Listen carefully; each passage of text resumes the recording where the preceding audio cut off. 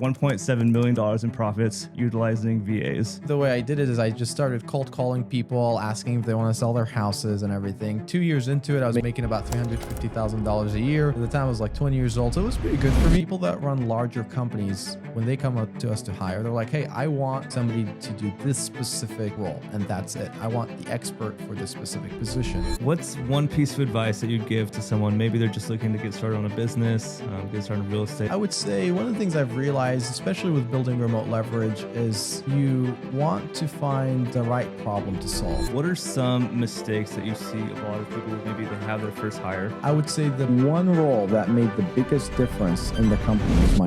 Are you wearing too many hats and doing everything yourself? Do you have specific tasks that maybe you hate doing, or it's really time consuming, or maybe you just really suck at? If so, this episode is for you. Today, I'm joined by Abbas Mohammed. He's the owner and operator of the company called Remote Leverage. They utilize VAs from the Philippines and Latin America to help businesses grow and scale and ultimately buy back their time. So if you're looking to do so, this is a great episode. So Abbas, welcome to the show. Appreciate you having me. Yeah, it's a pleasure. So I was reading on your website that I think a few years ago, you made about $1.7 million in profits as a real estate agent utilizing VAs.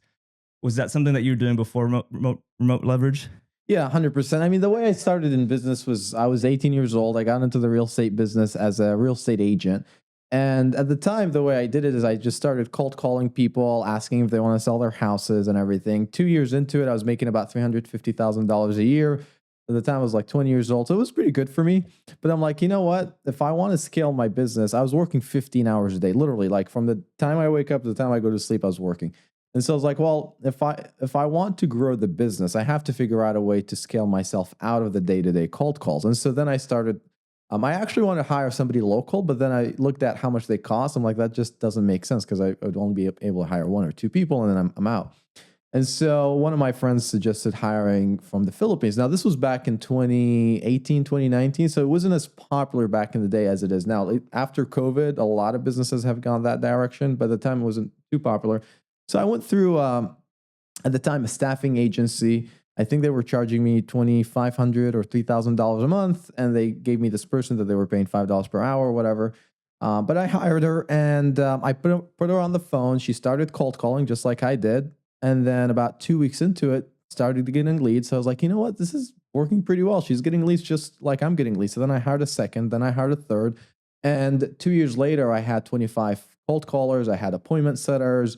I had follow-up people. I had, admins, all of that. So all of these people were from the Philippines doing different things. And then I grew the business to become top 50 in the country with the Remax using virtual assistants within 4 years of starting.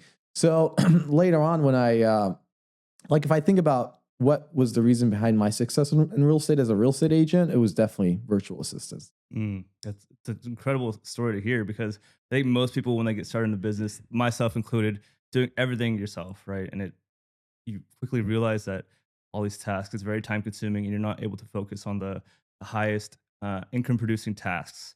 How long did it take you from when you first became an agent before you made that first hire?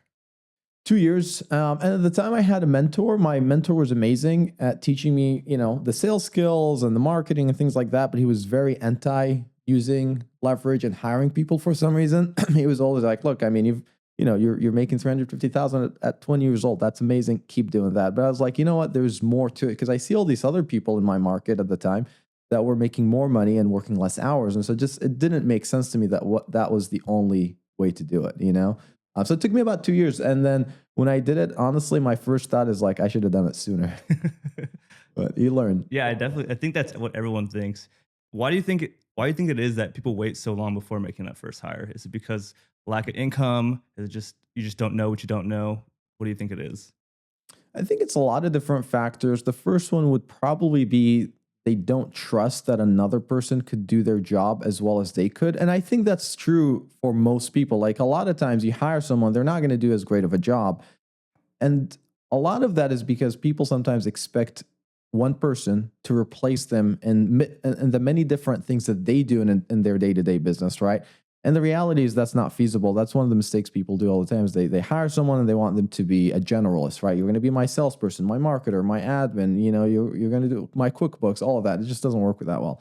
The other thing is they don't have proper training modules. Like they don't know how to onboard a new employee. You have to have a process, just like you have a process for your customers to be onboarded. You need the same process for your employees, virtual assistants, whatever it is, where you teach them about the company, you teach them about the purpose of their job, and then the day-to-day tasks. And then sometimes people have all of that, but then they teach way too many things at the same time. And so then the employee doesn't have time to, become an expert at any one thing before they move on to the next subject. So I think it's a lot of different factors. A lot of it is just bad onboarding or having wrong beliefs that they're the only ones that could do what they're currently doing. Mm. So if it's someone like myself who's just starting out solopreneur, I don't have all these uh, values for the company. I've never trained anyone. What do you think something that I can do to maybe be the best training person? Well, the first thing I think you should do is probably figure out, what do you do on a day-to-day basis, and look at just your calendar and figure out, like, what's the most time-consuming activity that you do every day.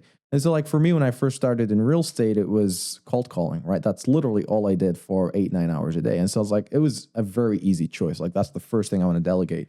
And then when I did delegate it, it wasn't instantaneous where it's like, oh, I've hired someone, now I'm going to completely back off. It's like, no, I want to test them out. I want to train them. And then as they're doing it, I add a second person who's now doing it just to make sure that the model works. And then a third. And then at some point, they were generating so many more leads that I just didn't have time to spend on cold calling anymore, because we had so many. I had to follow up and set appointments and things like that. Later on, when I had so many leads, I ended up hiring someone to do appointment setting, because it's like, I don't have time to call all these leads anymore. I need somebody to do that for me. And so it's the same process, right? You look at your calendar, what's taking the most amount of your time, delegate that to somebody else. When I first started Remote Leverage, the first thing that took us a lot of time was marketing, right? And so I wanted to stick in marketing, though, as long as possible, because marketing is very important to the business. I didn't want to delegate that right away, but I was taking a lot of time as well in sales. I was doing sales calls, and so I was like, okay, well, that's the first thing I'm going to delegate. Once I got done, I got out of sales, then the next thing is operations, right? I didn't want to do recruiting. I didn't want to meet the clients. And so then I started hiring recruiters and then hiring managers, right? And so I just kind of look at my calendar all the time. And the idea is I want it to be empty. I want an empty calendar, because then the nice thing about having an empty calendar is that you can look at what projects will drive the most amount of growth to the business. And then you can just spend all of your time working on those projects. If your calendar is booked with meetings and you're servicing clients, you're calling leads, it's like you never really have time to improve the business, because you're so in the operations that you just don't have the energy, you don't have the mental capacity to work on anything more important. And honestly, like, if anytime I'm growing a business, the weekends are usually the most productive for me, because I don't get distracted by other people.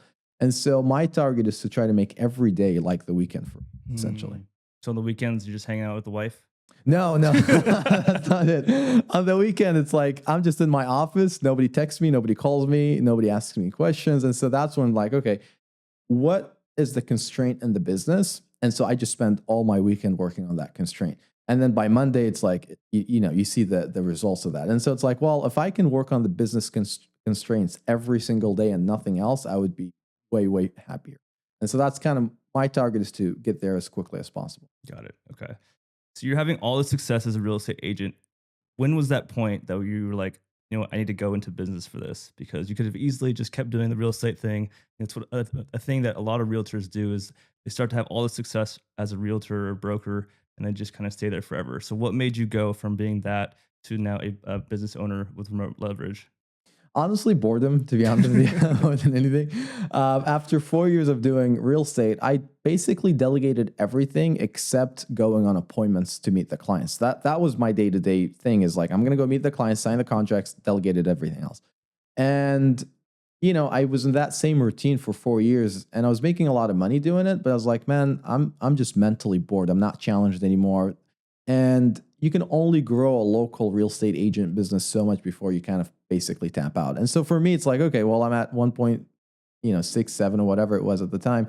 Is it worth it to try to get to 2 million and 2.5 million and 3 million? It's like, it's super rare for people to get to these numbers and commissions. And I was like, it's not a sellable business. It's not a business that I can hand off to somebody else. So I would rather go do something else. And so what I started doing is I actually started investing in real estate. I did that for about a couple of years. And then stopped investing in real estate and started Remote Leverage about 1 year ago and 3 months or something like that. When we first started, it was a different offer than what we do today. When we first started, I thought, look, I got my start in the real estate industry. I'm going to service the real estate industry because that's the client base I know best. And we did that for about 6 months. Basically, we were providing virtual assistants for realtors and investors, to do cold calling.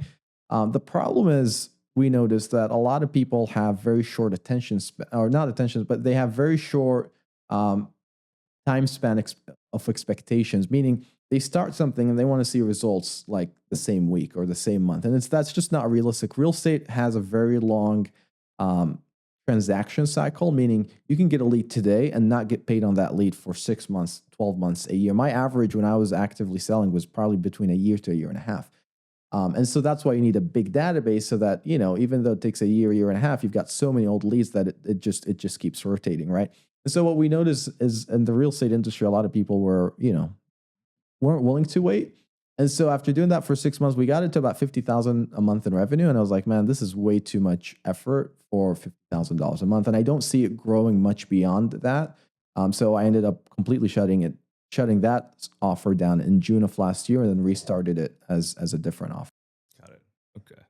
So what did those early days look like though, but from going to the idea to having your actual first client?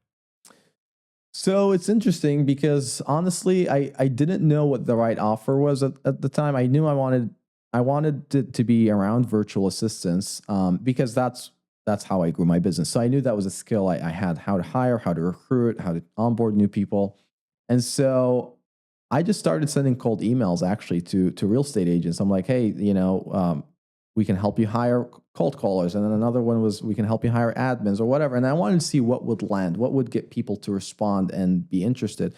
And the cold calling one resonated well with real estate agents at the time. And so they started booking calls with me, started talking to them, figuring out the pricing that they would be comfortable with and things like that. And so then I was like, well, somebody paid me.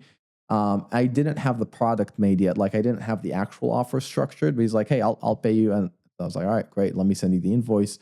He paid. And I'm like, okay, well, now that this person paid, I actually have to go create the service for them. And so I did that. And, it started growing.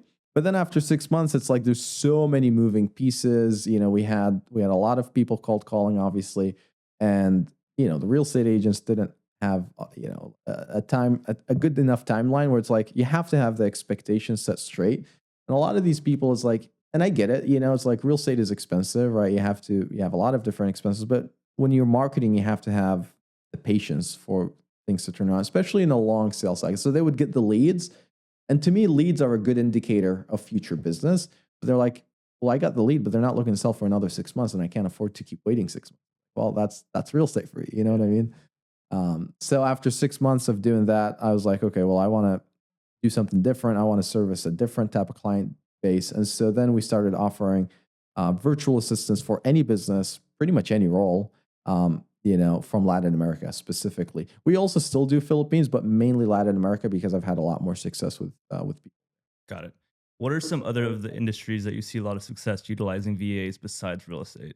So we actually don't do a lot of real estate now. It's not a whole because we don't advertise to real estate agents purposefully. But other industries, I mean, honestly, we work with all types. We've had construction, roofing, medical. We get a lot of medical. We get a lot of attorneys. We get a lot of SaaS. We get. Let's see what else. What else is big? I would say these are the major ones. Insurance, obviously, accounting. We get a lot of different varieties. And what's interesting, though, is honestly, although these are different industries, they all hire from the same roles, which are admin, executive assistant, sales, customer support. So that process is all the same regardless of the industry that we're servicing. Got it. Okay.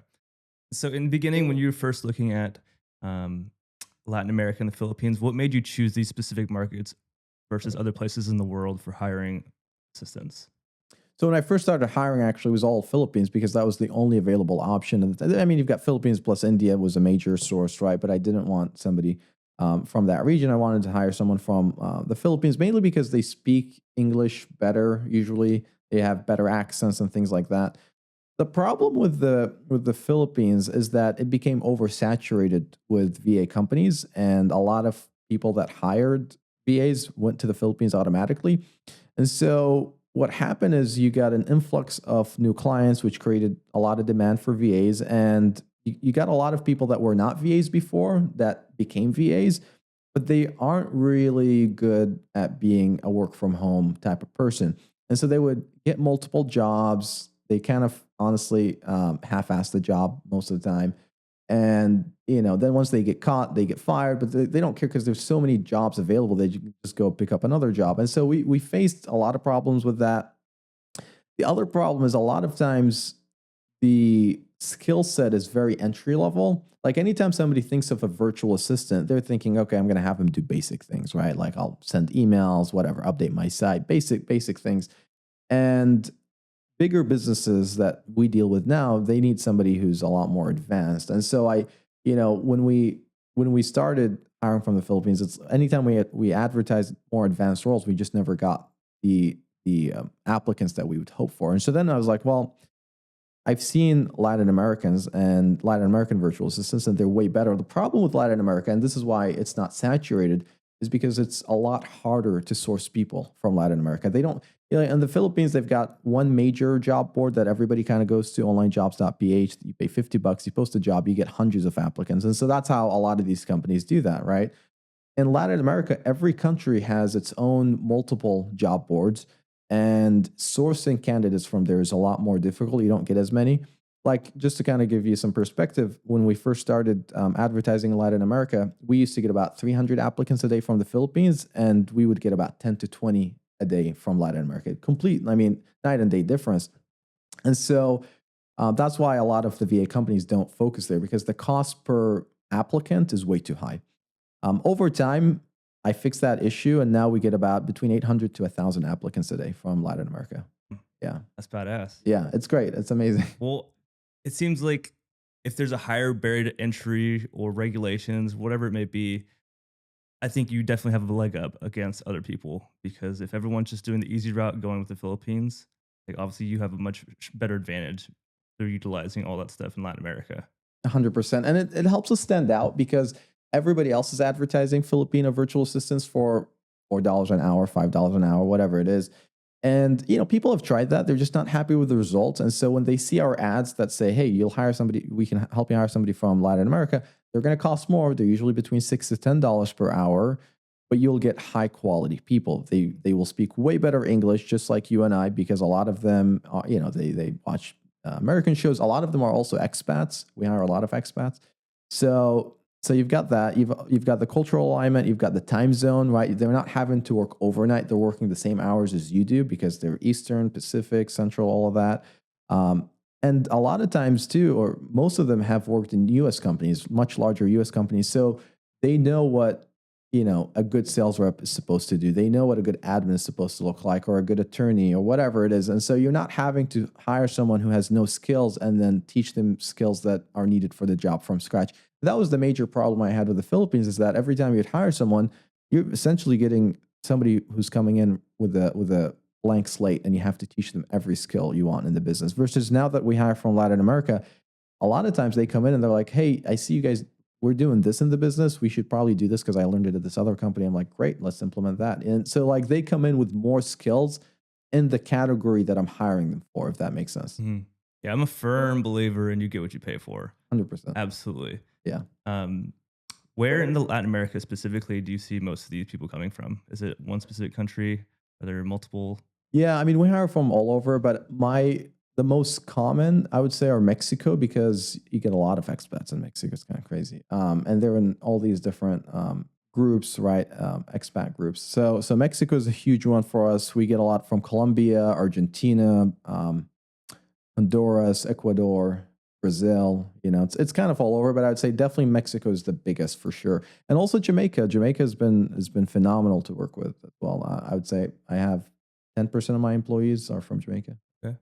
So how many at this point in your business, how many, I guess, virtual assistants do you have working at any given time, like because of remote leverage?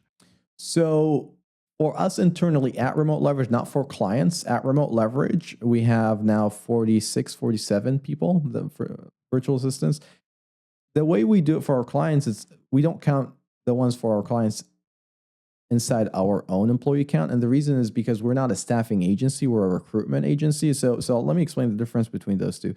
So with the staffing model, remember how I said when I first got into the real estate business, I wanted to hire someone. I paid $3,000 a month and they hired someone for $5,000 and they assigned that person to work for me. Now that person was not my worker. They were not really my employee. They were just assigned to me by this company who I was paying $3,000 a month for. So anytime I wanted to pay them bonuses, anytime I wanted them to come in on a certain day, I had to always go through that company, get approval, and then they instruct the VA on what to do. And honestly, I hated that experience because it's like I never felt they truly worked for me. They always worked for this other company, and they always, they always labeled them as their bosses or managers, whatever. So it's like you're paying all this money, but you don't have somebody that, that is in your business culture essentially, right? Because they're outside of the business. And so when I started Remote Leverage, we implemented a recruiting agency model, which is a lot more rare with the virtual assistant companies. And essentially the way that works is that we just get paid a one-time fee to help you hire somebody. And then once they're hired, you work with them directly. We're out of the process essentially at that point. So you come to us, you tell us what you want. We get you 4 to 6 applicants to interview for that position. If you hire someone, we get paid. If you don't hire anybody, you go on your way and move on to somebody else. But if you do hire someone from us, we help you with onboarding. So they work for you directly. They're in your company. And if they end up not working out for whatever reason, we give you unlimited replacements for 6 months. And so it's a very different approach because you're only paying one time versus paying monthly forever as long as you use that person. Mm-hmm. What is that one-time fee? So it depends on the virtual assistant salary. It's typically 35% of their annual salary. So let's say you hire someone for, I don't know, $7 per hour. So you take $7 per hour, we multiply it, by 52 weeks, 40 hours a week, and then by 35%. And so whatever that number is the cost of the VA. The higher their cost is, obviously the higher the fee is, because people that are more expensive are harder to get because they're higher quality. And so there's not as many of them. If you want someone for like $6 per hour, it's way cheaper. It's like $4,000 or whatever, because there's a crap ton of $6 per hour people. Mm-hmm. Makes sense. So I really want to get into the thick of like practical things. So if I was a brand new person, what would you say are 3, maybe not task specifically because you hire part-time or full-time, what are the first roles that you think someone should hire out? I think it's probably dependent on the industry, but is there anything that you could say generalized? Is it an executive assistant? Is it an administrative assistant? That's a really good question. If I was to go back and look at the people that I've hired, I would say the one role that made the biggest difference in the company was my marketing person, my director of marketing. So just to kind of give you some background, like I said, we relaunched the offer, the business in June of last year, 2024. And at the time, I only had 2 people plus me. And I wanted to perfect the model. So I kept making a lot of changes. Literally every day, we might have 2 or 3 changes to the sales process, to the admin, hiring, whatever. By October, we had 4 people total in the company plus me. And in October, I hired a marketing director from one of the biggest VA agencies in the US. Basically poached her, made her a better offer. She didn't like her previous company anymore, so she ended up joining us. She started in December. And, the problem that I had is at some point, I basically couldn't increase my marketing much further because I wasn't good enough at it, right? And so she started with us in December. From December up until now, we're now in April 1st, we grew from 4 people to 47 people. And the reason we can have that much growth is because now getting leads and getting business is no longer the bottleneck. The bottleneck in the business is how fast can I keep up with operations and hiring new hiring managers, new recruiters in the business. And so looking back, that was the one role that probably made the biggest change in the business, is hiring a marketer. So I would say if you can handle operations and sales, I would definitely see if you can hire a marketer first, because that will make your life much easier in every other aspect, where now you don't have to worry about demand generation. You just have to worry about, can I sell people that are coming into the funnel?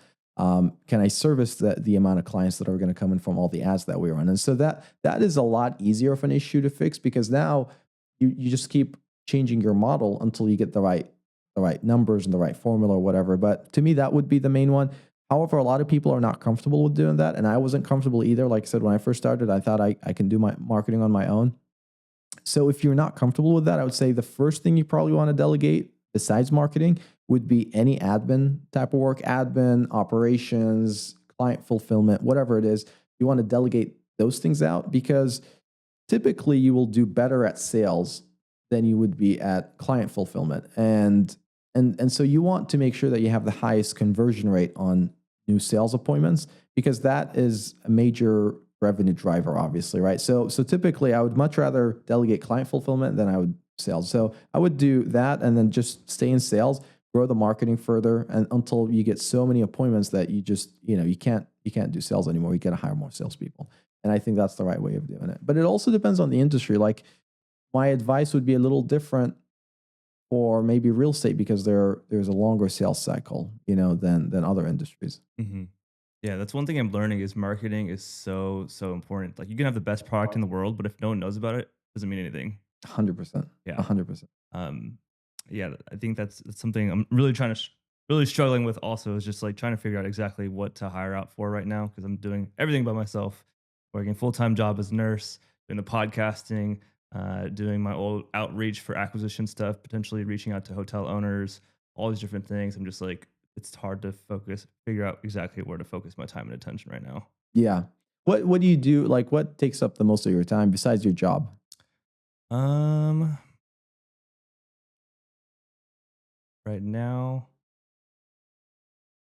good question. Honestly, I think I need to actually sit down and just like actually block my thing, because that's one thing I'm trying to do also, is just like do more block scheduling, because I think right now I'm a lot more reactive than proactive as far as like my scheduling goes. But I think outsourcing the outreach to potential like podcast guests, maybe hotel owners, all that stuff could be the first thing I hire. But also, there's certain tasks that I know I hate doing, and so I was reading this book called "Buy Back Your Time," and in that he's like, go through your schedule, and then for your schedule for each task, put how long it takes, how it makes you feel doing each task, and maybe a dollar amount related to each task, and then do that for like 15 minutes for each task throughout your day, and just go through that and just realize which tasks you really hate doing, which were the most time consuming, etc. And bookkeeping, for example, is just one thing I know is very important, but I just hate doing it. I'm not the best person with Excel sheets, and so that's just another thing. But yeah, I don't know. I just really need to sit Well, down. it's interesting. I mean, based on what you were saying, the first thing that caught my attention is the outreach to get different properties or people on podcasts or whatever. I think that to me is the equivalent of the marketing director that I hired. So that would probably be the first thing I would delegate if I was you. The way you also want to think about delegation is that, let's say you hire someone on the higher end of that role, of that pay range, which is $10 per hour. You could do any other job in the US and make more than $10 per hour. So like, anytime I'm thinking about, should you delegate a role or not? It's like, well, if you're going to make less than $10 per hour, if you were to get a second job, then obviously, don't delegate. But if you're going to make more, then I would rather you delegate that position and then go work another job that pays you $20 per hour. You pay half of what you make to the VA, but then now they're doing it as a full-time job, and you can hire two people to do that specific task versus just you, as doing it on your own time. But I would say, from the list that you've mentioned, I would definitely say the client or the outreach person would probably be the first one, because that can give you enough opportunities where then you're actually busy building the operations and the sales and the business and making money, versus, if you hire other roles, maybe you can't keep them busy because you don't have enough inflow going into the funnel. That makes a lot of sense. What are some mistakes that you see a lot of people, maybe they have their first hire? What's like, I guess, for someone who's new, what do you see them being successful as a new hire versus someone else who you have a lot of success with as far as hiring VAs? Are there specific qualities or just like better training? It's interesting. So we've worked with companies that have hundreds of employees. We've also worked with people that are solopreneurs, and it's interesting. They're very different in the way they hire. People that run larger companies, when they come up to us to hire, they're like, "Hey, I want somebody to do this specific role, and that's it. I want the expert for this specific position." And those people, obviously, they run larger companies, and that's why they're successful because they know how to hire correctly. Whenever we get a newer business owner that doesn't make as much money as they want to, a lot of times you can tell immediately just by the way they talk. They're like, "Hey, I want to hire a VA. I need somebody to help me run my social media. I need them to help me run my marketing. I need them to also hop on my sales call and call my leads, and I need them to do some admin tasks and executive assistant tasks, and then my QuickBooks." Like, dude, you're not going to find somebody who's going to be great at any of these. If they're good enough at all of these things, they're not great at any of them, and you don't want that. You want to look at what is the constraint in your business right now. What is the reason you're not making double, 10 times, 5 times, whatever it is, the money that you're wanting to make right now, and whatever that reason is what you want to hire for. Everything else is a complete waste of time. Yeah, that makes sense. Kind of exactly how I am right now. I'm just focusing on too many things and not just focusing on that one thing that's bringing the most amount of business. 100%. Yeah. Like for us right now, the reason that, we're at about $240, $250 a month in revenue. And the target is to get to $500,000 a month in June. And it's like, well, what's the reason we're not at 500,000 right now versus in June? And the main reason is because we don't have enough salespeople to take the amount of calls that we would need to get to the 500,000 per month. And so all of my energy is just hiring salespeople. Every day I get a report of how many sales reps have we hired, how many are we meeting today, how many did we source, how many did we interview? Because I want to understand, besides hiring salespeople right now, nothing else is nearly as important. I can fix operations further, I can improve our emails, I can improve our website, but nothing will double the business like hiring more salespeople will. And so I'm like brutal with focusing on the business constraint and nothing else. How did you learn all this? Did you have a business coach? Do you have a business coach? Because this is such an incredible thing to just be able to do. I mean, you've had a lot of success doing your real estate business. You've gone full cycle on a commercial multifamily, and now this. Like, how did you learn all this? Did you come from a business background, or did your family? Do you have any family business owners? No, my dad was a chef. To be honest with you, he was anti-business. He thought it was a terrible idea when I got my real estate license. Honestly, a lot of it is just trial and error. Like I'm always messing with things, trying to see what I can improve, what I can get better at. And one of the things I've learned over time is like, because I have a to-do list every day of things I want to do. I write down in my notes. And what I've realized over time is like, I can do all of these things. And then I look at the stats of, are we making more money? Are we having more clients? And it's like nothing improves until I work on the actual business constraint. And a lot of times it's something that we don't want to work on, because it's like, it's sitting there like, I know this is a problem. It could double our business if I work on it, but hey, I've got this other thing and this other thing I can work on. And so you get busy fixing all these small problems and not the big problem. And so over time, I've just realized, look, it's annoying to do that. And I would rather just, put my head down, work on the thing I don't like working on and just keep growing the business. Because otherwise it's like you're doing things that make you feel productive and make you feel good, but they're not actually bringing revenue.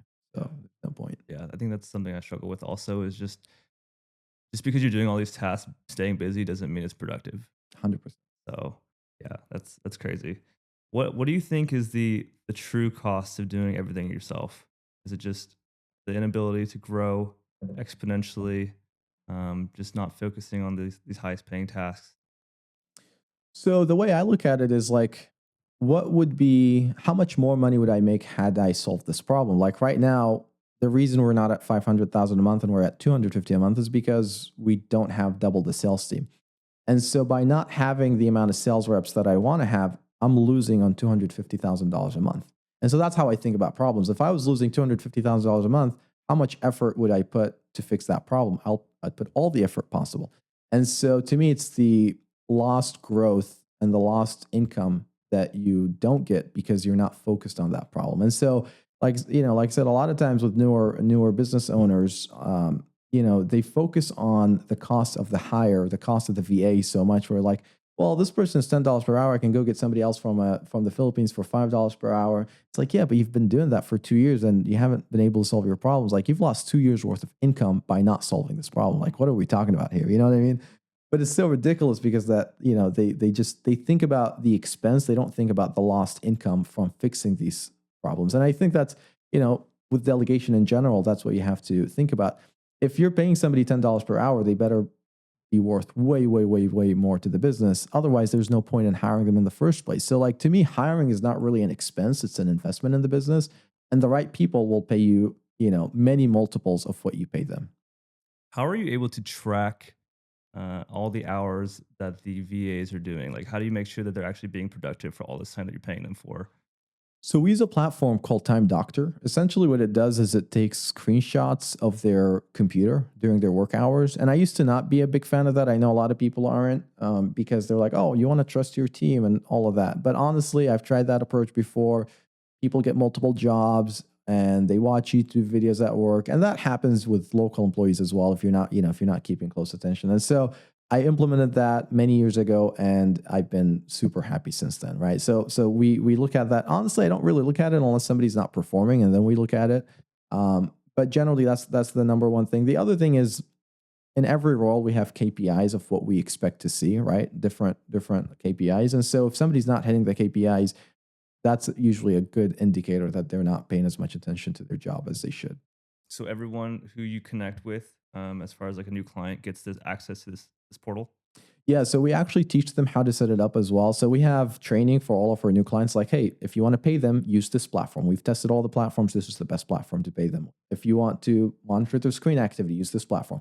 If you want to train people on a new role that you haven't trained on before, this is how we set up training internally for remote leverage employees. Copy our systems because we've tried so many different things.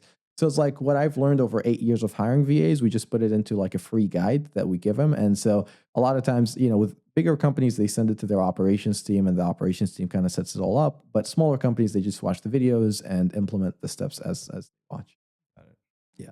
Super helpful. Yeah. Can you walk us through a client success story who maybe what they were doing maybe before they started using you, and then maybe some success that they've had after using remote leverage? I'll give you one in real estate. Actually, this is a reoccurring client now.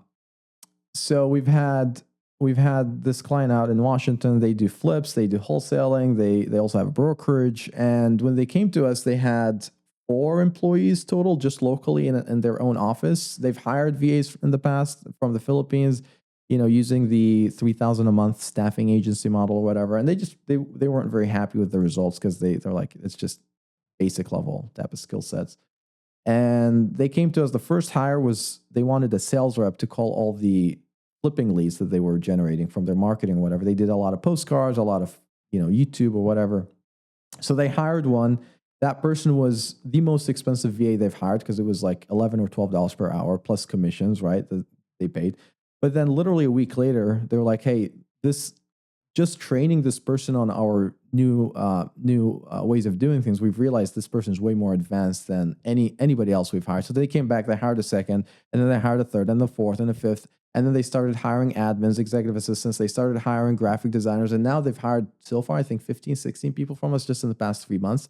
And it's because like once you see the quality of these people, you start thinking different about what you can delegate. A lot of times, like I said, people that come to us, they come in and they're like, "Oh, I just want to focus on the basic roles," because they don't realize the level of talent that we can get them. And then once they start seeing the level of talent, they're like, "Oh my God, I've wanted to hire all these different people, but we just couldn't afford it in the past because we thought we would need to budget 80, 90, 100,000, a year. And now I can do that for 20,000 a year. Well, I shouldn't wait on these roles. I'm going to start hiring right now and growing the business." And so like their business is growing very fast. They're a repeat client. And one of the things that we do for our clients is like, when they come to us, they pay 35% of the annual salary. But if they want to hire more people in order to retain them and not have them shop around ever again with any of our competitors, we give a 50% discount on all future hires. So anytime they want to hire in the future, we're always going to be the cheapest and have the highest quality for our current clients. And so we've got really high retention because of that. We get a lot of repeat business because of that. Damn, let me just get my wallet so I can give you my money now. I'll send you the sign up form. I love it. It's funny because growing up, immigrant family, so I'm Filipino. My mom I grew up doing everything ourselves, right? And so just the very first hire that I've made, it's very funny story. It's just my wife has been nagging. I don't want to say nagging. Has been trying to negotiate getting a cleaning person for years. And last year was the very first time that we hired someone. And honestly, it's been like, that was like life changing for me. Like I think we pay her, I think like $180 or something like that to clean her whole house. Cleans it extremely well. It does all the things that I hate doing, like getting the nooks and crannies behind the toilet, the windowsills, all this different stuff. And I'm like, to me, that 6 hours is absolutely worth that amount of time. And yeah, I don't know. You just don't know what you don't know. And I wish I had this mindset sooner, but I'm very happy to where I'm headed. And the next hire that I can think of is my video editor. And so in the beginning of doing these podcasts, I was editing everything myself. I was quickly realizing that it's very, very time consuming. And so when I made that first hire, I was like, holy shit, he does it infinitely better than I do. And since that time, I've already gotten like so many more followers and so much more engagement from my videos and reels and stuff like that. And so it's just crazy. All you need is that one light bulb, like you were talking about in that business. 100%. It's interesting. And there's levels to this as well. Like I think about when it comes to hiring, I'm like, well, you guys, people should hire admins, executive assistant, customer support, right? Marketers, all these accountants, all these roles. But then sometimes there are even higher level roles that I didn't even and I do this for a living, and I didn't even realize I can delegate. Like recently, I was like, you know what? It would be nice for us to have content on Instagram, Facebook, YouTube, TikTok, all of these platforms. And I've tried posting content in the past. I just wasn't good at it, And so I was like, you know what? What if I can hire a virtual assistant to do this content and have them be the face of the brand, face of the company? And I thought about the idea initially. I was like, well, I don't know if I can do that. What are the chances I can find somebody good? So anyway, so I started posting the job, started getting applicants. And one of the applicants that came in has TikTok, Instagram accounts. He helped multiple businesses in the past get to hundreds of thousands of followers. And man, after meeting him, I was like, this guy is so much better than I could ever be at posting content. Like he knows how to do the hooks, he knows how to do the green backgrounds, posting the content, the hashtags. I'm like, this is incredible, right? Like I do this for a living, and my brain was thinking, hey, this is not doable. You can't outsource this. You have to just get better at it and do it yourself. But I'm like, if I'm thinking this way about this position, business owners that haven't hired VAs probably think the same way about normal level activities like admin, sales, customer support. And it just, it's like you always have to just realign what you think is actually possible. I've hired the guy, now he's posting content. We just literally started posting yesterday, and we're already getting hundreds of videos he's posting. It's incredible to see. Mm-hmm. Yeah. Buying back your time is the most important thing. That's one thing I'm coming to realize also, is just my time is more valuable than anything. 100%. Honestly. So where do you see the future of VAs heading, especially with everything that's going on with AI? There's such a big push for it. It's always evolving. How do you see the industry of virtual assistants heading forward? You think it's still going to be as popular and everything in the next 5 to 10 years? Do you think people are going to be losing their jobs because of AI? Yeah, for sure. I mean, I think a lot of jobs will be replaced. I think specifically entry-level jobs that can easily be automated. So if I was running an agency where we were focused on lower-level talent, I would be very worried, to be honest with you, because a lot of the things that we do in the company right now that we used to have employees for, now we've automated with ChatGPT tools that we've built in the business. Like one of them, for example, is cleaning up resumes, right? We had a person who would clean up resumes. Now we've made a tool that does it automatically. So I think a lot of jobs that are basic will easily be or replaced with AI. However, for more advanced positions like sales, having an executive assistant, having a video editor, that knows what a good hook sounds like, what a good video sounds like, right? I think those type of jobs are going to be much harder to replace. And so I think what will happen is the higher level quality people will just be better. They will be enhanced with AI, but the lower level people will get replaced completely. And so, and especially now that companies have, tried the work from home model. A lot, I know some of them obviously are going back, some others aren't. But I think that turned a lot more businesses to global talent than ever before in the past. So I see that growing. I see, even with our clients right now, a lot of our clients, they haven't hired from Latin America, but now that they're trying it, they're like, hey, I've got an entire team. I got this guy the other day, he hired his first customer support rep. And he's like, man, I've been having so many issues with my local people. They never return emails on time. They never pick up the phone. And it's like, I hired this person. I'm like, why do I have these other 10 people in the US? I could just fire the whole team and just replace them with Latin Americans. And I'm like, if he's saying that to me, there are a lot of people out there that are thinking the same, or they want to do the same thing, but they just haven't realized it's possible. Got it. Yeah. Makes a lot of sense. I love it, man. Everyone dropping bombs. Thank you, man. Appreciate it. Yeah, of course. So, what's one piece of advice that you'd give to someone? Maybe they're just looking to get started on a business, get started in real estate, entrepreneurship, whatever. What's something you can give to people? You know, I would say one of the things I've realized, especially with building remote leverage, is you want to find the right problem to solve and the right audience to solve for, because sometimes you might solve the right problem, but it's the wrong audience, and that makes your business a lot more difficult to scale. So I'd definitely say the right problem for the right audience. And the next thing is focusing on quality. Like, I am super obsessed with making sure that the quality we provide is very high, that the people that we place for our clients are the same people that I would hire for. One of the things I do every day is I watch all of our interviews with our clients, right? So we've got now 10 hiring managers that conduct interviews with our clients to meet the VAs that we give them. And so I watch multiple of these a day because I'm like, are we giving good quality people? And so to me, quality is very important, because that's why the ads work so well, because we have a lot of good testimonials, right? That's why we get a lot of repeat business, and it makes running advertising not so expensive, because like the revenue per client is so high that the cost of advertising isn't that much, because all of it connects back to the quality that you provide. Because if you provide quality, people will come back more, they will refer people more. They'll pay higher fees because they want to work with your company versus another. So I would say these are definitely the two things I've learned running remote leverage now, is solving the right problem for the right audience and making sure that you're super obsessed with high quality service. Yeah, service is everything. 100%. Yeah. And especially right now, I mean, in this day and age, like I pay for a lot of different things. And honestly, half the time I'm frustrated that I'm having to work with whatever company I'm working with, but it's the only option, or I just don't have time to explore other opportunities and other companies to work with. And it's like, it's such a bad experience, but you just deal with it because it's normal to have a bad quality experience. And in a lot of businesses that are out there right now. I love it. Who is someone that you look up to the most? Maybe it be a mentor, or just someone you don't know, like an idol or something like that. Is there anyone specifically? I wouldn't say anybody specific, to be honest with you. I mean, I listen to a lot of people. I learn a lot of things from a lot of people. A lot of times, I listen to podcasts and YouTube videos, pretty much all day long. Whenever I'm not actively working on something, I just have it running in the background. And a lot of times it's like, I'm just looking for that one piece of information that I might hear by accident. Because, at this point, I've heard so much stuff that, you hear things and you're like, yep, I've heard this. I've implemented this in the business, which is also very important. A lot of times people listen to all these things, but they never implement.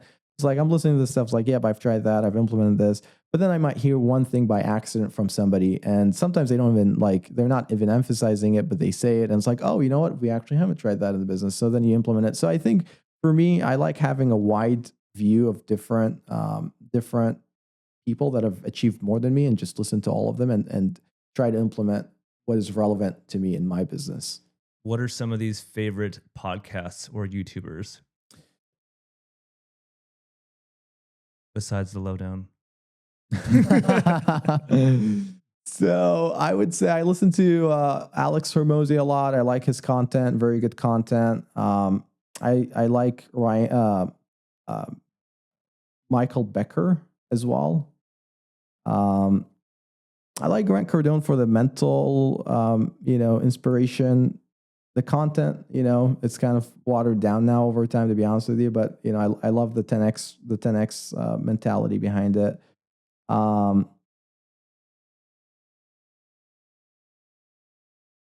are a few more, but Daniel Fazio is another one. There are a few more, but they don't come to mind right now.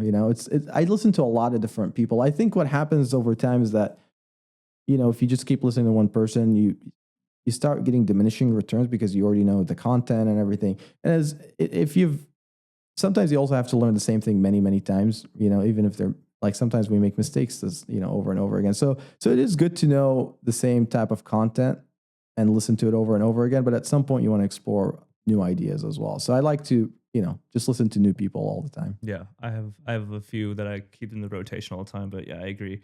Listening to the same person all the time can get a little watered down, repetitive. Yeah, 100%.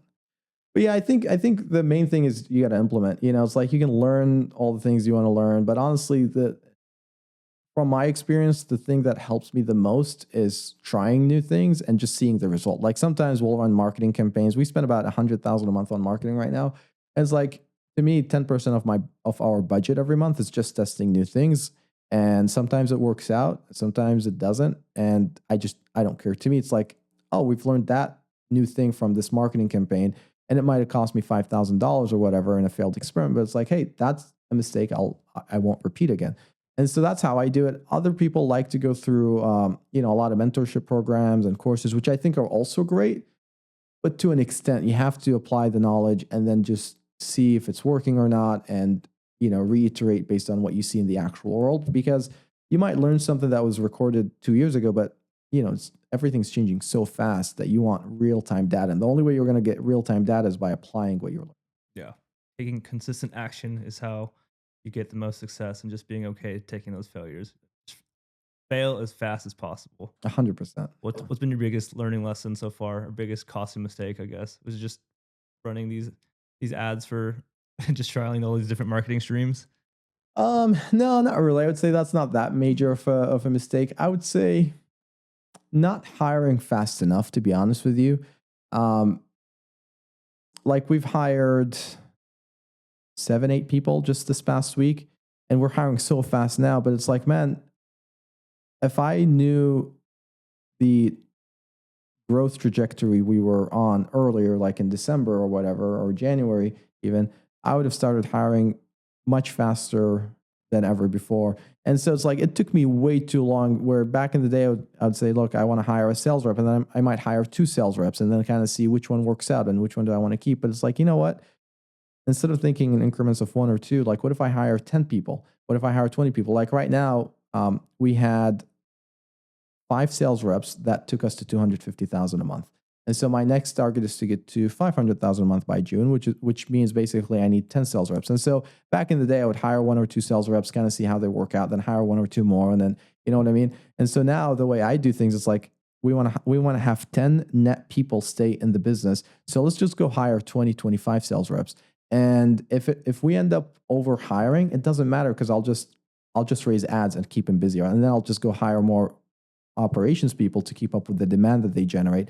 And so I'm not afraid of over hiring anymore. And I think that was a major issue that I had, because I was always trying to over optimize my expenses. Where it's like, well, I can run this business with 5 people in the operations team, but now I have 10. So am I overspending? Sure. But that also leaves me the opportunity to grow the business without getting stressed out, because we are we've got too many clients for the amount of people we have. Like back in January, in December, we went from 58,000 to January, we grew to 178,000 in basically 1 month. And then from 178 to 200 and 200, now we're at about 240 something last month. This month will probably be a little over. And so the growth happened so fast that at first I honestly kind of hated it, because I'm like, I was in the operations every day, taking client calls, dealing with recruiting and everything. And so then I learned the lesson, and that is I would rather have way more people. And even if it cost me an extra $5,000 a month or whatever, because we're overstaffed, it doesn't matter, because then I can grow the business whenever I want, versus having to wait for the hires to start, get trained, and then grow the business. And so I've learned that mistake multiple times, honestly. And that's why I'm dealing with it right now in the sales department, because I've learned it in the hiring and the operations department, but now I'm relearning the same mistake in the sales department. Got it. Not hiring quickly enough. Yeah, 100%. Got it. Well, just from what I've gained from you so far is, in the beginning, you really optimized everything yourself and just really learned how to do everything before hiring out. I think that's a mistake a lot of people do, is they don't recognize or perfect all these things before hiring out. So I think there's definitely a balance between the two. But well, it seems like you've had a lot of success doing all 3 of these businesses so far. What's another business that excites you that you'd maybe want to get into after remote leverage? Honestly, I don't think I want to get into another business anymore. Because yeah, I think so. It takes so much energy to build a proper business, and I don't see myself being able to build another one from scratch. I might be able to, I don't know, but honestly, I spent so much time building remote leverage, and it's growing so fast. It's like, it would be a disservice to the business for me to go focus elsewhere, when this is, a great opportunity that has so many different avenues I can grow into. So So to me, it's going to be remote leverage as far as I can tell right You need now. a tattoo. Remote leverage on your forearm or across your chest. That's right. That way it's a real commitment. I love it. Well, it's been super inspiring to see all your success so far. I'm really excited to just see everything that comes with remote leverage and all the success that you'll continue to have in the future. So I really appreciate you coming on today and bringing all this value to everyone. So Abbas, if people want to get a hold of you, what's the best way for them to do so? So the best way, if they want to book a call with a sales rep to kind of talk about what they're looking to hire for and everything, is to go to the website remoteleverage.com. You can read a lot of info about us and how we do and the different roles and frequently asked questions, things like that. And then if you want to book a call, you can book a call with a sales rep there. If you want to contact me directly, my email is abbas@remoteleverage.com. So that's ABBAS@remoteleverage.com. So that's my personal. Got it. Appreciate it. Well, everyone, if you're tired of doing everything yourself, you know where to find Abbas. Go into Remote Leverage. And as always, keep going, keep taking action, and we will see you on the next one. Peace.